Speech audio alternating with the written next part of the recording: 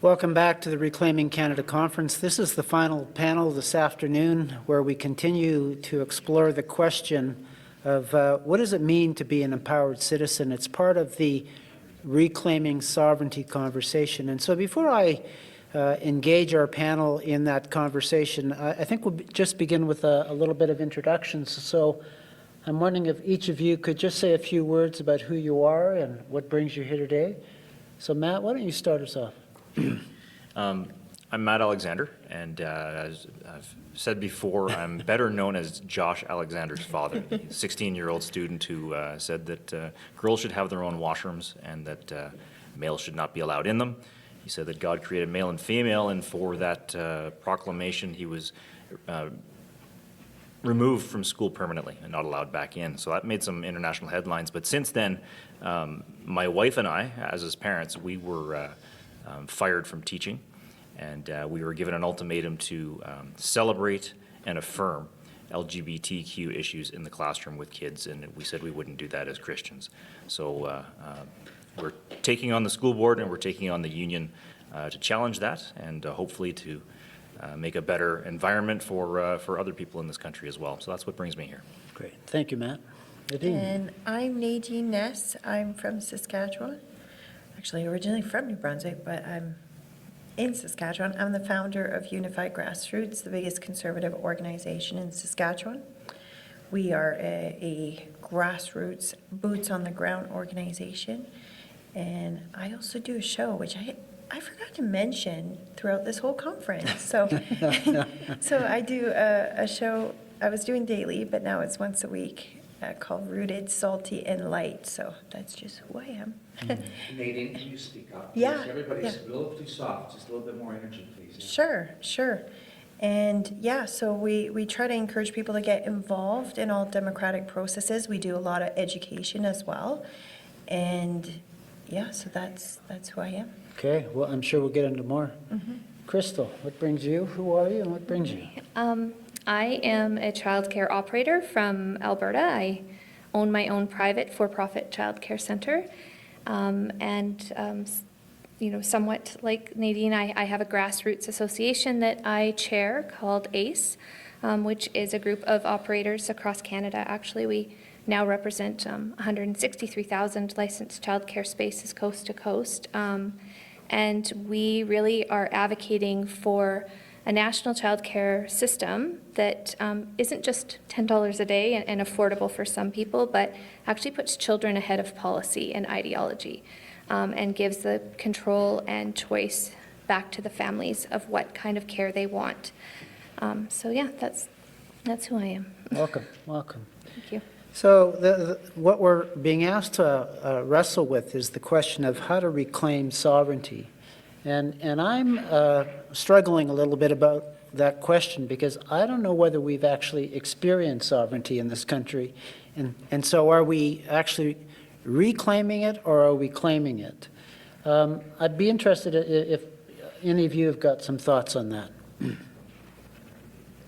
In order for us to be truly sovereign, we need to be truly involved in the processes that govern our society. And one of the biggest things that I've noticed throughout our work as an organization is the majority of Canadians don't even know where they can get involved.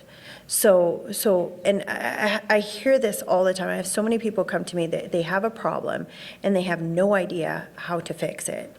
And they don't know who to go to, and they automatically think, oh, maybe at my MP and MLA, but there's a million different levels where you can influence change before you even get to that. And some don't even know how to contact their MLA or don't even think that that's a possibility. So in order for us to be truly sovereign, we have to have a government that truly represents us. And in order for that to occur, the public needs to fully participate in every single democratic process. And I'll give you a clear example of where we have a huge gap that when I explain this, people go, like they don't even know. We have elections that occur about a year before the general election called nomination elections. And when I ask people in the room, how many people have voted in a nomination? And some of you listening here, you'll have no idea what that is. But I'm going to ask you, have you ever heard of American elections, the primaries? Almost everyone in Canada knows what the primaries are. That's the election where the candidate who's going to represent either the Democrats or the Republican gets elected. It's all over news, all over media. We have zero coverage of these unless there's like coordinated attacks or planned attacks to change who gets to push through. In Canada, just a comparison, in the US, about 30% of the population votes in the primaries. In Canada, we have less than 1% who show up, which means we have an elected official or a government that is elected that's a representation of less than 1%. Sometimes it's like 0.1%. So we've come to the realization elected officials don't listen to us, they listen to the 1% who show up. And guess who that is? Majority of the time, we've seen that over the last generation, activist organization on the left have showed up at these nomination election. Unions will show up, lobbyist organization will get their people to show up. So then you have a government that represents all these big entities and not the general public. And I don't know why our school system are not, well, I know why. They don't want you to know this. But for example, 100-person can change and show up at these nomination election and decide who their provincial candidate's going to be. Sometimes it's voted by less. So that's just one small avenue. Then you have the boards of those elected officials that kind of guide which direction they go to. That board is voted by 5 people. So they say it's like an old boys club in politics. It is. And we've noticed that because the only people who know about this are like the friends and families of the elected officials, and the people who usually replace them are friends and families. So we've been trying to completely change that narrative and change the course of action of politics in Saskatchewan. You want to know why Saskatchewan listens a little bit more to the people? Because they know the people are starting to find out. Same thing in Alberta. I don't think you would have the elected officials so concerned about the people's concerns and doing Alberta Next panel if they were aware that, not if they were aware, if they thought the people weren't going to show up at the AGM or at the nomination election. So if we want to truly become like a sovereign and where the government is a reflection of the people, not the people of the government, we need to tackle that. Every Canadian citizen should know every democratic opportunity that they have to vote, not just the ones that the media can manipulate once every 4 years. That's very helpful, thank you. Matt, you want to weigh into this conversation? Yeah, just as Nadine was speaking, I was thinking, we have that Canadian ideal of peace, order, and good government. I think we would all recognize that good government doesn't really exist. And we live a life that is too passive and too reactive to what happens around us, and maybe not reactive enough. If we had formed a better community, a better network amongst ourselves, we'd be able to have a better communication and awareness of what's happening, and be able to be proactive as opposed to reactive, and active as opposed to passive. Nadine mentioned schools, and I thought right away of in the school system, we have parent councils, and we have parents who are involved, and it's usually a very select few of people that do that. If we had a more organized community in the school system that would be involved, be listening, be communicating with teachers, be communicating with principals, before we even worry about the school boards and the trustees yet, get involved in the schools and see what's happening, because that is grassroots. That is exactly where things are happening, where the governance flows down to the kids. And if we're aware of what's happening, we can react, respond, and be more cohesive in how we handle these things. Krystal? As you were asking the question at the beginning, I actually thought, I don't think I've ever been in a less sovereign state than I am today, and especially in our industry, in childcare. I am a private business. I have a for-profit center, that I started up with my own investment, sweat equity and everything, you put in when you're an entrepreneur. And because the government promised parents a social program that I had a space in, my private business essentially was expropriated in order to fulfill that government promise. We face contracts that, as private citizens have gag orders in them, that we're not able to communicate about these contracts with the government for funding to replace the fees for our service. Whether you're for-profit or non-profit, those are the same contracts. We've lost all autonomy of our businesses. If we want to sell our centers, we have to get ministry approval.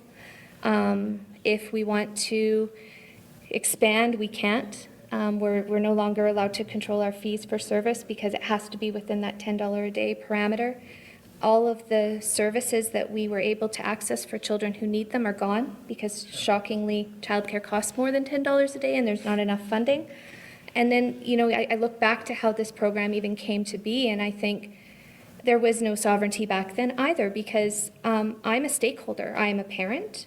I'm a private business in this space. I work on the floor with children all day long, and no one ever asked me about this program. I was never at a round table. I was never included in a committee. And I look at the people that were there and the stakeholders that they used to push this ideology through. And those are associations that just because they have childcare in their name, people assume they represent childcare. But the people running them have worked for unions for 30 years or, are paid by the same government that they're actually pushing this program through. And then I just think it's so disgusting, actually, on so many levels because it's all about taking away the control from people that actually care about children, that work with them, and that want to see the best interests there for them and the quality there. And when I started speaking up against this, there was 5 of us private operators in Alberta that started to kind of band together to talk about this and see what we could do. The first thing that happened, we were attacked. We were told we were greedy for-profit mongers, back trying to capitalize on the backs of children, and that we didn't have quality in our centers, and we were just totally gaslit about what the intentions of this program are. And now 5 years in, I'm sitting here and I'm like, I hope we get to a place where there's some sovereignty brought back into this industry because it's such a critical service. And I think, parents, I hope that parents, maybe there's some parents here listening that are thinking, wow, I had no idea, and they're going to start asking questions and maybe start to claw back some of the control over their children's best interests. And maybe slowly then we can start to unravel this program and start to rebuild it in a way that it honors, the sovereign rights of children as well, and not just politicians. So, yeah, that was kind of off topic. But No, I don't think it is. I think you've given an example about how big government comes in and it is, for our good, for the greater good, they decide they're going to take over your business effectively and tell you how to run it. And I can just see how that iron fist could come down on more and more and more. For example, my issues around vaccines, because I'm the parent of a child that was vaccine injured, and I'm, with Vaccine Choice Canada, my work is around protecting our right to medical choice. But I can see them saying, well, these daycares can only exist if all of the children in it are vaccinated, for example. That's how those controls come in. They don't start that way, but you build a structure where the government then starts to make more and more of the decisions, and the parents, the daycare operators is less and less empowered, less and less sovereign. Yeah. I see it around the issue of informed consent for medical choice. And to me, you only have informed consent if you have information and if you defend your right to informed consent. And so in our advocacy, we're saying don't expect the pediatrician or the nurse or the government to protect your right to informed consent. You have to be, as the parent or as the consumer of a medical service, you have to defend your right to informed consent. You have to defend your sovereignty to make your own medical decisions. And what I'm seeing is just this continual erosion, and some of it is by just taking away our ability to make those decisions, and some of it is there's no investment in educating the public. So when I listen to you, Nadine, you know, the public is not being taught about how to be active citizens engaged in the decision-making of their community, of their school, of their province, of their country. And so It's actually greater than that. The public is not taught about the problems that are occurring that they don't know about. There's very much a one allowed narrative that's coming from all the entities that influence public opinion. If you're talking about like I call it the monster of mainstream media, of like public health, of any type of information that the public receive is very much slanted to one side. Thankfully, we're seeing a little bit of that change in Canada, but when you go to that level, like for example, our organization was key in educating the public as to what policies were in our schools when it came to gender ideology and stuff. We had policies that were passed at the school administration level where parents weren't being made informed, like weren't being told if their child were transitioning socially at schools. And the policy was, in fact, you don't tell the parents unless the child wants the parents to know. So you have a situation where a child is at a greater risk of mental health issues. We know that. Anyone who struggles with gender dysphoria is and the parents don't even get told that their child is exceeding. But the reason I'm bringing this up is we were the only ones who brought that to light to parents. Nobody knew that that was in our policy. And you know how I found out? I would hear stuff coming out of BC, and I'm like, I wonder if this is in our school. So I searched gender something on the school administration, and the policy pops up, and I'm reading this, and I'm like shocked. And like many parents were shocked. Nobody had any idea. The elected officials provincially were shocked.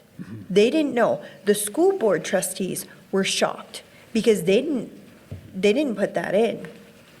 So I say this because for informed consent, or just being able to consent to anything, the public needs to be able to know this information.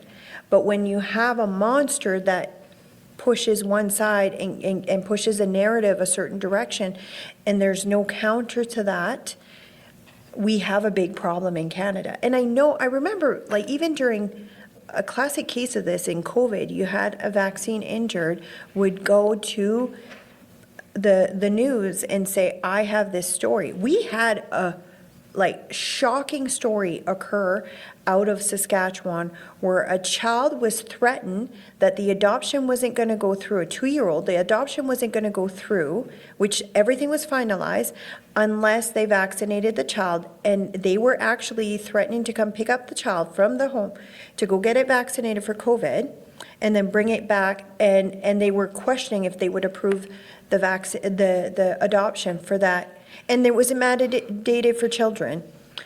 And I went to media with that story, and no one would publish it. It actually went against the policies of the provincial government. Nobody would talk about it. I remember, and I'm going to name names. I think it's time we name names.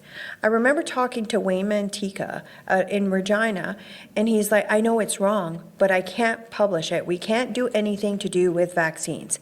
I'm like, this is not even the vaccine issue. This is the social services going on their own against the policy of the government and undermining the government. And there were so many of them, but they wouldn't touch it. I say this because it's so disheartening to see the narrative being completely manipulated and parents not having that information. And parents, the public, this applies to everything. If it goes against the woke agenda, the approved agenda from whoever powers that be, whether it's World Economic Forum or World Health Organization or activist organization, LGBTQ activist organization, or the Liberal government, if it goes against the Liberal government, it is not allowed. And we need to find a solution to counter that. And I think it's starting in Canada. You have alternative media, you have voices like Jasmine Lane, Clyde Do Something. And I've been saying this on stage at other shows, they need support because they don't get government funding. If we want to have fully informed people in all aspects of avenues so that they can make sovereign decisions, there needs to be that avenue for education. If I can pipe in, I think if we're talking about being a sovereign citizen, that implies that the citizen has a measure of power. And we have allowed the government to take all the power. We have an increasing problem with ever increasing government in terms of its size. Big government is bigger and bigger and bigger all the time. We're no longer governed by legislation, we're governed by policies and regulations, which are done at a whole other level, a lower level, which isn't elected, and it's outside of our day-to-day understanding of how we can react to it. In the case of my wife and I, we were terminated from the school board in Renfrew County because they demanded that we celebrate and affirm LGBTQ in the classroom. And we said, well, we're not going to do that. The board said, So before you go there, I want to know what celebrate and affirm means. so do I. And I asked that question. What does celebrate look like? First of all, I can tell you, I'm not going to celebrate LGBTQ, but could someone please show me what that looks like? Because I don't know what it is. Affirm. What does affirming LGBTQ look like? I don't have an answer for that, but I was fired for not doing it. What's interesting is the board's defense for that is that under the Education Act in Ontario, which is the legislation that guides all education, public education, there's a requirement there to have non-discriminatory setting for all children, race, gender, whatever the case. Well, I don't have a problem with that. I've never discriminated against any of my students. None of the teachers I work with have a problem with that. We have open and welcoming classrooms. But this idea of celebrating and affirming, that's not from the government of Ontario. That's from the school board. So the school board officials, and not the trustees, the school board officials draw these documents up. And so they understand, okay, we need to have a document, a memorandum, in line with the legislation from the province. And they take the parameters of what the province wants, and they increased it. The province doesn't ask us to celebrate LGBTQ. The school board does. And that's where I hope they'll get into some trouble in the courts as we take them through this system, because they've asked us to do something that goes over and above what the province's legislation requires. And so we're challenging them on that. And if we want to be sovereign, we need to step up and challenge and take that power back. I just want to add a little bit to the school board, because a lot of people don't know, you're in that environment, they don't understand what that means. And what I think you're talking about is the school administration. Administration, yes. So I'm gonna clarify it for the viewers, because that's something that we noticed was a big problem. So you have a school board trustee that you can elect, so they're your voice. And you'll follow me here, you'll hear why it's a major problem that affects children. So you, the public, have representation through the school board trustee that you elect once every 4 years. I think it's 4 years. And then you have the teachers, who are represented by the teachers union. And then you have the students that they don't necessarily have representation. It's not like the student's going to go to a teacher and say, I'm uncomfortable about this and that, because the teacher has a position of authority over that child. So the only voice the child has is a parent. The parent's only voice is through either conversation with the teacher, but if it's a problem, that usually doesn't go well. They can go to the principal, they can go to the school board trustee. Where they have lost their voice is all these decisions are not made at the teacher level, they're not made at the school board level, they're made at the school board administration level. So basically the HR department, the ones that like get paid a lot of money but don't really go hands-on with the kids, and activist organizations target the school administration to get these policies placed in. And what does that do? These policies get enacted where the voice of the children have no representation. The voice of the parents have no representation. So the only people who's represented in these policies are activist organization. And there's only, I can tell you, Unified Grassroots is an activist organization that's not allowed in the school. They only allow a certain type of activist organization. So we have a school system that have zero representation, either for the children or the teachers. That's right. But I want to say we did do one thing that was super successful that I want to share. We challenged, we basically blasted the school board about this. And we challenged them to do a survey on the children in the school. So they surveyed the entire school board or school division, and some of the data that came out was shocking. One of the questions they asked, do you have an adult in the school that you trust? And only about 10% of the children said yes. Wow. But there would be no way of them knowing unless they had asked directly the children. So there are ways of getting that information, but I think the school board needs to be completely restructured, where they get the authority and the power back in the decision-making over the school so that the public and the children can be represented through that. Can I just add Yeah. something to that too? Because you both have mentioned about like children's rights. And we deal with children like at the youngest ages. And what has happened now with this, because you've talked a lot about like policy almost overriding people. Our industry in childcare is a total example of that happening in real time right now.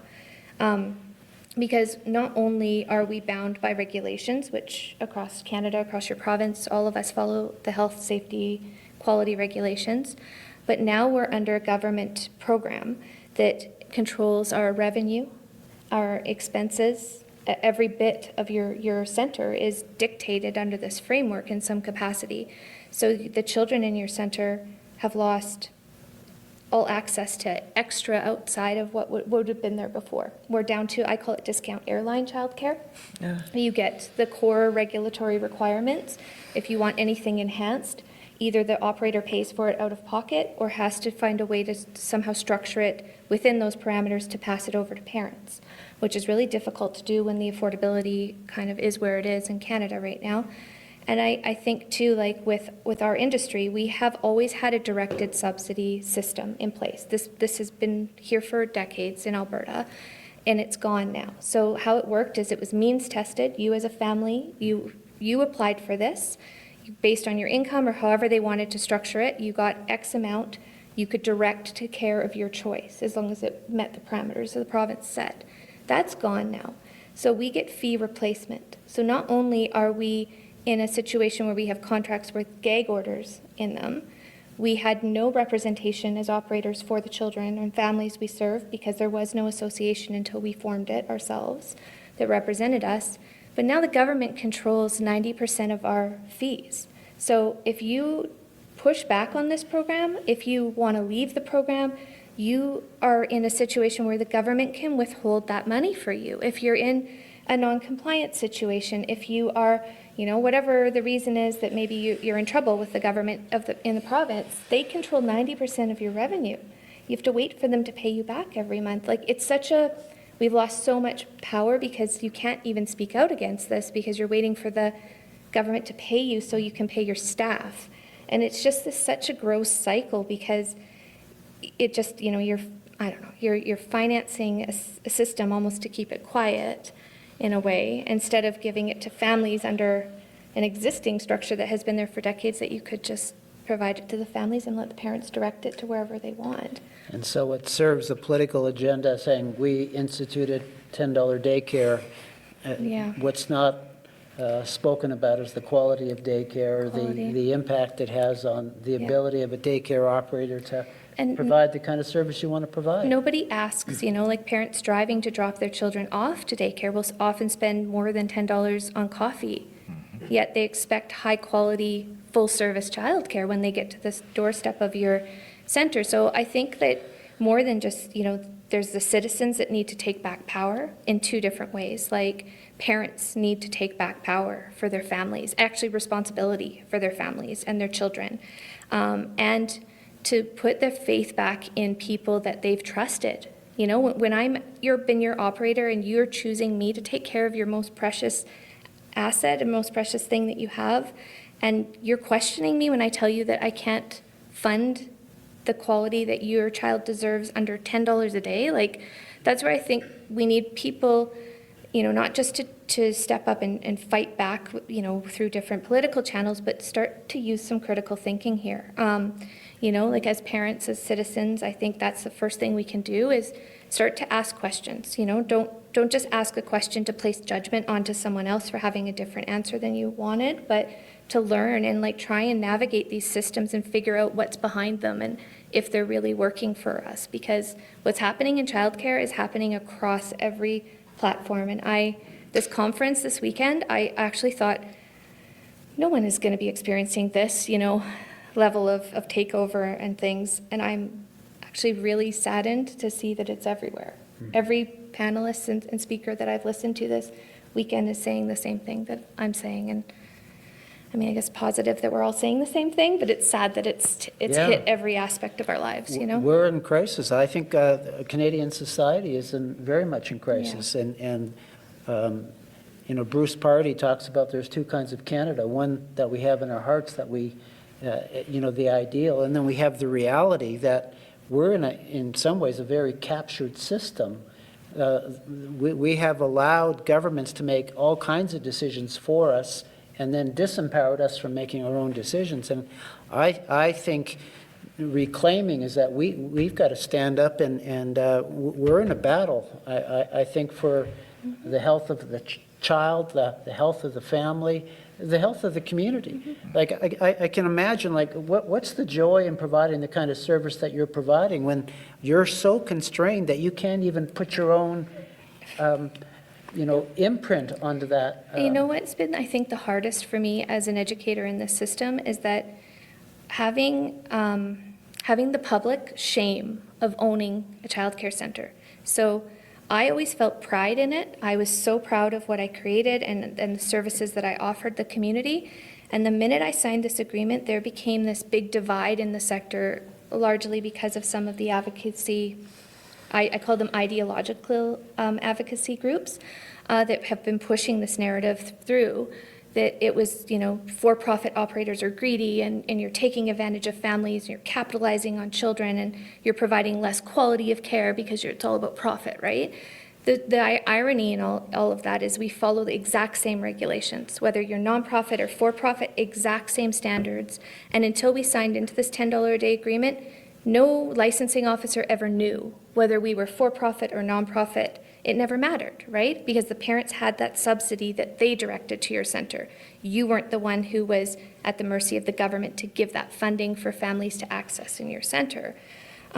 So it's been like this. I mean, when I first started speaking out, the stuff that was written about me as being like a greedy for-profit operator, I had people show up at my center and you know, attack my staff with, you know, horrible things, and it's just so disheartening to see that side of politics, I guess, because that's what it is, right? And I think for us, one of the things that, you know, myself and others from my association who joined me this weekend were just talking about, that I think a lot of people miss in this, is that we have an agreement with the federal government for this program, but it's not our agreement as operators or parents.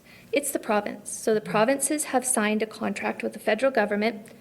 I always say for a bucket of money to sell them our childcare system, but for this childcare system that actually expires, just so everyone's aware, March 31st of 2026. This agreement is over and the new round will start. Alberta, Ontario, Saskatchewan have not signed back in. That's almost 73% of all childcare across the country. And operators right now and parents need to start thinking about this, because your provincial agreement with the government is the government's agreement. It's not the operators. The province then has to come to the operators and sell us on signing back into another contract. And when we all signed into this 5 years ago, there was no association. Operators didn't have any representation. And in 5 years, we've formed our own association with 163,000 licensed spaces in it across Canada. Wow. And I think that the provinces and the federal government should be aware that people have united in this, we're having conversations in it, and that we do have a say in whether we sign that contract. And if it's not going to work for families and children in our communities, why would operators buy back into this? So I think there's a lot of discussion that should be happening from parents and the community around this, because you shouldn't just assume that citizens will continue to buy into the same promises that have failed, right? I just want to add just a little bit into something that people might not be realizing. But this is another example where the federal government is encroaching onto the provincial autonomy or sovereignty that we have. Because the province could cater a system that works for them.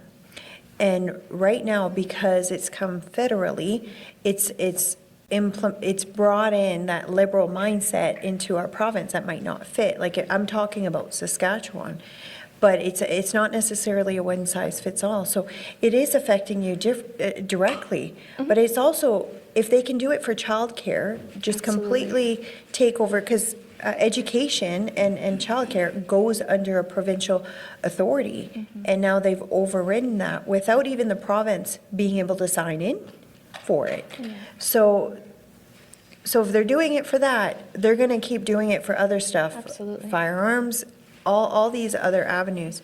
So that's an even bigger problem that I think we should consider. You know, something too most people don't know is that the $10 a day childcare program is not allowed to be means tested. So the federal government, in order to make it universal, won't allow the provinces to means test it. So, for example, in Alberta, we're at $15 a day.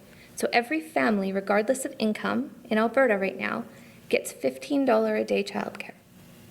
So whether you're a low-income family, maybe $40,000 a year, you're paying $15 a day. If you make $400,000, you're paying $15 a day. So not only is that just completely unfair, but as taxpayers, in a situation where we're paying 42% of our income to taxes, how is that responsible use of public funds right now? And how do we actually scale that long term? Because there's 250,000 families on wait lists for a $10 a day space across Canada. If we're expecting taxpayers to fund that at 90%, where does that money come from? So I think there's some really huge gaps of information that people don't have in this program. And I think that shows, like what you were saying, that people don't know all of the stuff behind the scenes for any kind of level of education, childcare. You're only told what they want you to know. I'll give you an even smaller example of the fact that they're not considering everything. In order to be licensed, you have to go through a lot of hoops. And there's certain communities that are more vulnerable, like poorer communities. Like, I worked in northern Saskatchewan when I was a police officer, and I've worked on reserves and stuff. So filling the requirements that the federal government is giving them sometimes would be harder, but they still would get subsidized for childcare the way that fits into their culture, even though it doesn't fit to the federal government. So it is having a huge negative impact on more vulnerable people. It's great for people who make a lot of money, but the people who would use it usually. Yeah. You know what, too, people don't think about this either, is that I think the stat was about 71%. So 71% of the people using this program are in the higher income categories. And the reason for that is that when this rolled out, it rolled out overnight. So you for ourselves, I signed a contract December 21st. I had to reduce my fees for January 1st. So the people who benefited off that were already paying for childcare. They already had a space. They were the ones who could afford it for what it was at the time, right? Anybody who read the headlines and was like, wow, I can suddenly go get an affordable childcare space, get a job, go back to school, they either got the end of the spaces that were open in those centers, or they're sitting on wait lists. And you know what happens when you cut out the private investment in a sector? Things stop getting built. So we have an accessibility crisis across the country, right? I think Ontario, it's 8 years for a childcare space right now. It's craziness. So I'm here from the government, I can help you. Everything they touch gets destroyed. So, how do we reclaim sovereignty? Well, I just had a thought. You sparked something in my mind. You mentioned how there was a shame You felt a certain shame. Yep. Fulfilling your job, you're running your business. I mean, that's wrong. That's immoral. That should not be the case. I felt the same thing. Okay, so I was a teacher for 23 years. I was a good teacher. I enjoyed teaching. Was I proud to be a teacher? No, because I know what the school system represented. That's not right. It shouldn't be something that you're ashamed of, and you're going in and doing the work that you do. You should be able to feel proud of that. While I was proud of what I did, what I was associated with, I was not proud of. Our society really has been suffering repeated humiliation rituals. And that's where you sparked that thought. Go back to COVID. What were they asking us to do? To tip our head back and put a 9-inch stick and tickle our cranium to find out if we were sick when we didn't have any symptoms. You know, I could never figure out why they couldn't hold those sticks 6 feet apart. That's right, exactly. There was nothing medical about that, I'm sorry. That was a humiliation ritual. It was causing the people to submit. Again, so why would a daycare system have to align with gender ideology? That's outrageous. We're dealing with small children. My wife, taken out of teaching, suspended for having taken a pride poster off the door of a kindergarten classroom. Somebody put it on her door, she removed it, she's gone. That's outrageous. We're being humiliated and being forced to celebrate things and to bow to things, affirm things that we shouldn't need to do. Or we're being silenced. I mean, the fact that you've had a non-disclosure agreement that you can't criticize the program you're in, parents don't know what the challenge is because they've put duct tape on The you. fact you can't sell your business without ministry approval is Outrageous. insanity, right? So, how do we get sovereignty? I know. Okay. You don't allow yourself to feel shame. Like, you don't allow yourself to be canceled. They come after you, they attack you, you get louder. That's right.